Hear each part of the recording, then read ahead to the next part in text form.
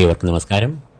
കഴിഞ്ഞ ഒരു വർഷമായി മേടരാശിയിൽ സഞ്ചരിക്കുന്ന സർവീശ്വരകാരകനായ ഗ്രഹമായ വ്യാഴം വരുന്ന മെയ് 1 ഇടവരാശിയിലേക്ക് പ്രവേശിക്കും. തുടർന്ന് 14 മെയ് 2025 വരെയും വ്യാഴം ഇടവരാശിയിൽ സഞ്ചരിക്കുകയും ചെയ്യും. വർഷത്തിൽ ഒരിക്കൽ മാത്രമാണ് വ്യാഴം തൻ്റെ രാശി മാറുന്നത് എന്നതുകൊണ്ട് തന്നെ ജ്യോതിഷപരമായി വ്യാഴമാറ്റത്തിന് അതീവ പ്രാധാന്യം കൽപ്പിച്ചു വരുന്നു. കൂടാതെ ഒരു വർഷം വ്യാഴം തൻ്റെ സഞ്ചാരം തുടരും എന്നതിനാൽ ഗുണഫലമായാലും ദോഷഫലമായാലും വ്യാഴം നൽകുന്ന ഫലങ്ങൾ ഏറെ ദൈർഘ്യം ഏറിയതാകുന്നു.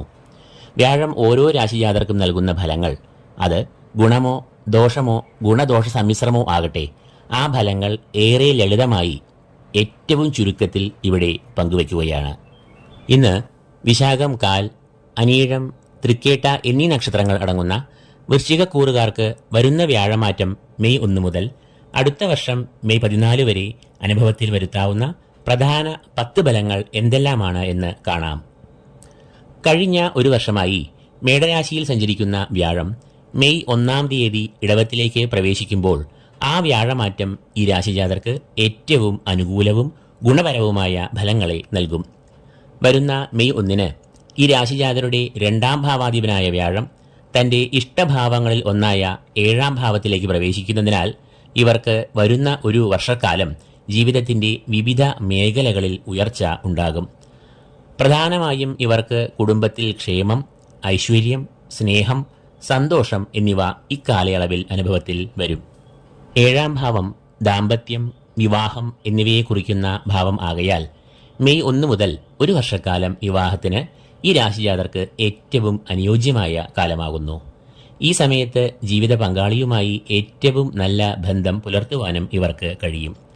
ഔദ്യോഗികമായ ജീവിതത്തിലും ഏറെ പുരോഗതി ഉണ്ടാവുന്ന കാലമാണ് വരാൻ പോകുന്നത്.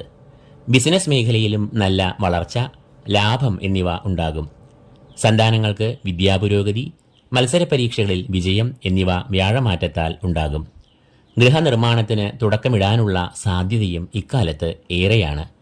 ധനപരമായി നല്ല ഒരു കാലമാണ് ഈ രാശിജാതർക്ക് വരാൻ പോകുന്നത്.